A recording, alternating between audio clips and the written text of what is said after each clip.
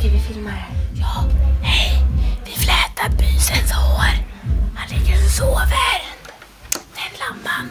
Vi ska fläta det, men det är svårt för det är kort. Vi måste fläta det. Det är jättesvårt.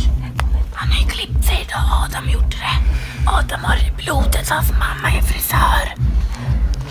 Så det måste vara, det var väldigt trimmat. Jag kommer ta min blogg sen om jag... Vad heter din blogg? Nordqvist med 2 i. Då ska jag spana in den. Jag visste inte att du hade blogg. Ja, det. Men nu vet jag. Bra.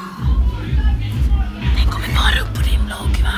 Va? Den kommer bara upp på din blogg, va? Tror det. Du vet det. Jag antar det. Inte Facebook. Nej, men nej.